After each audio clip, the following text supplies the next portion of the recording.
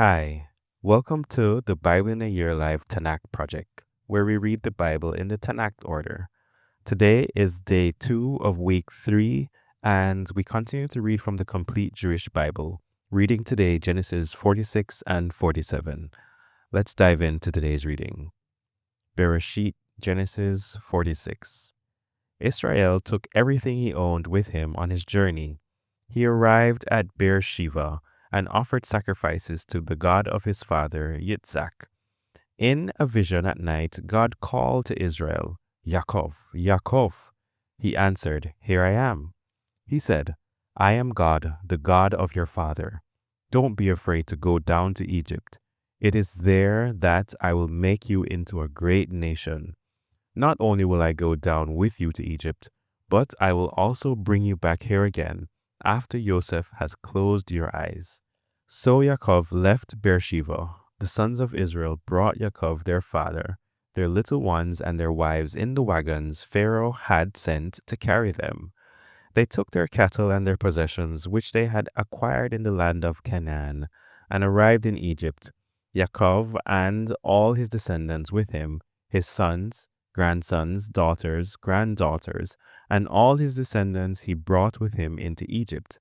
These are the names of Israel's children who came into Egypt, Yaakov and his sons, Reuven, Yaakov's firstborn, and the sons of Reuven, Hanok, Palu, Hetzron, and Carmi.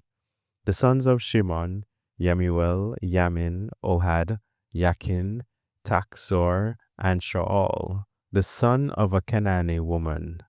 The sons of Levi, Gershon, Katz, and Merari. The sons of Judah, Onan, Shelah, Peretz, and Zerach. But and Onan died in the land of Canaan. The sons of Peretz were Hetzron and Hamuel. The sons of Issachar, Tola, Puva, Yova, and Shimron. The sons of Zebulun, Sered, Elon, and Yakleel. These were the children of Leah, whom she bore to Yaakov in Padan Aram, with his daughter Dinah. In sum, his sons and daughters numbered 33.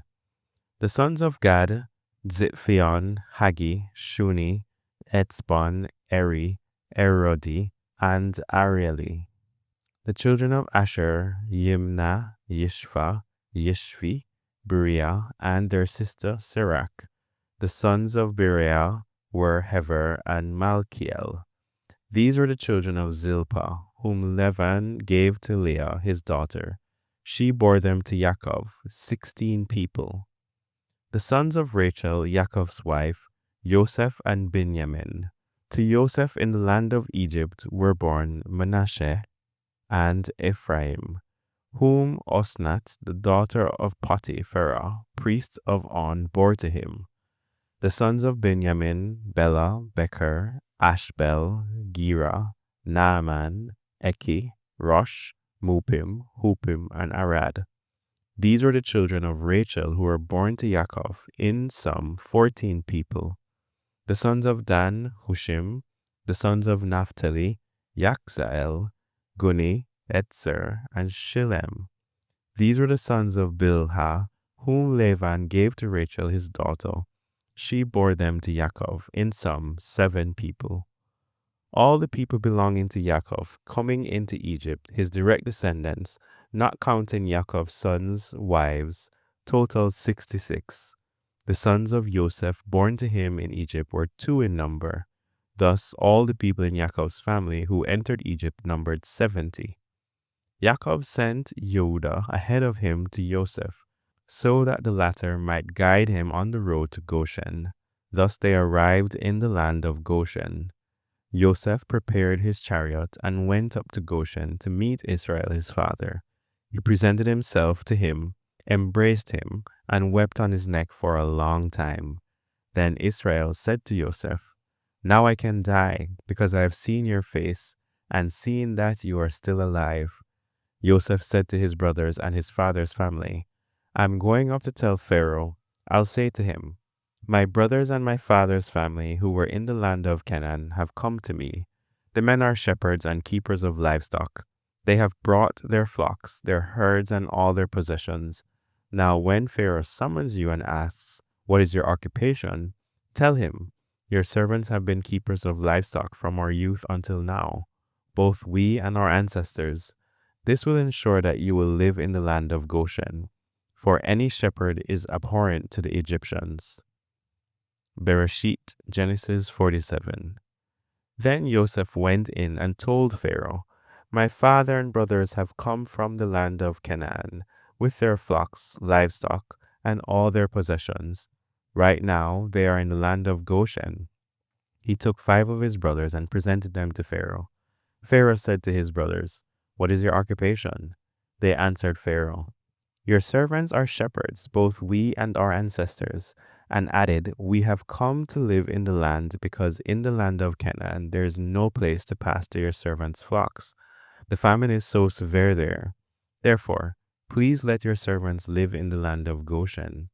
Pharaoh said to Joseph, "Your father and brothers have come to you, and the land of Egypt lies before you.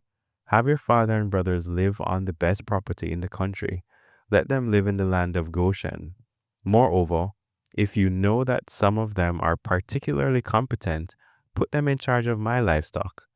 Joseph then brought in Yaakov his father and presented him to Pharaoh, and Yaakov blessed Pharaoh. Pharaoh asked Yaakov, "How old are you?"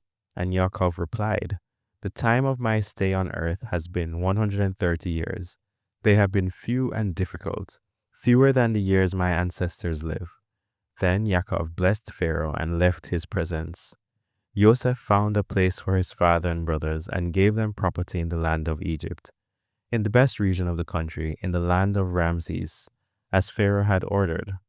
Joseph provided food for his father, his brothers, and all his father's household, taking full care of even the youngest. There was no food anywhere, for the famine was very severe, so that both Egypt and Canaan grew weak from hunger. Joseph collected all the money there was in Egypt and Canaan in exchange for the grain they bought, and put the money in Pharaoh's treasury. When all the money in Egypt had been spent, and likewise in Canaan, all the Egyptians approached Joseph and said, "Give us something to eat, even though we have no money. Why should we die before your eyes?" Joseph replied, "Give me your livestock. If you don't have money, I will give you food in exchange for your livestock." So they brought Joseph their livestock, and Joseph gave them food in exchange for the horses, flocks, and cattle, and donkeys. All that year he provided them with food in exchange for all their livestock. When that year was over, they approached Joseph again and said to him, "We won't hide from my lord that all our money is spent, and the herds of livestock belong to my lord. We have nothing left, as my lord can see, but our bodies and our land. Why should we die before your eyes, both we and our land? Buy us and our land for food, and we and our land will be enslaved to Pharaoh.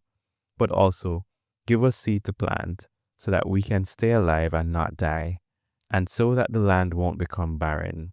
So Joseph acquired all the land in Egypt for Pharaoh, as one by one the Egyptians sold their fields because the famine weighed on them so severely. Thus the land became the property of Pharaoh. As for the people, he reduced them to serfdom, city by city, from one end of Egypt's territory to the other. Only the priests' land did he not acquire, because the priests were entitled to provisions from Pharaoh, and they ate from what Pharaoh provided them. Therefore, they did not sell their land. Then Joseph said to the people, "As of today, I have acquired you and your land for Pharaoh. Here is seed for you to sow the land. When harvest time comes, you are to give 20% to Pharaoh. 80% will be yours to keep for seed to plant in the fields, as well as for your food and for that of your household and your little ones." They replied, "You have saved our lives. So if it pleases my lord, we'll be Pharaoh's slaves." Joseph made it a law for the country of Egypt, valid to this day, that Pharaoh should have 20%. Only the property belonging to the priest did not become Pharaoh's. Israel lived in the land of Egypt 17 years. They acquired possessions in it and were productive, and their numbers multiplied greatly. Yaakov lived in the land of Egypt 17 years. Thus, Yaakov lived to be 147 years old. The time came when Israel was approaching death. So he called for his son, Joseph, and said to him, "If you truly love me, please put your hand under my thigh and pledge that, out of consideration for me, you will not bury me in Egypt. Rather, when I sleep with my fathers, you are to carry me out of Egypt and bury me where they are buried." He replied, "I will do as you have said." He said, "Swear to me." And he swore to him. Then Israel bowed down at the head of his bed. Here ends the reading of the Lord today. Blessings on you.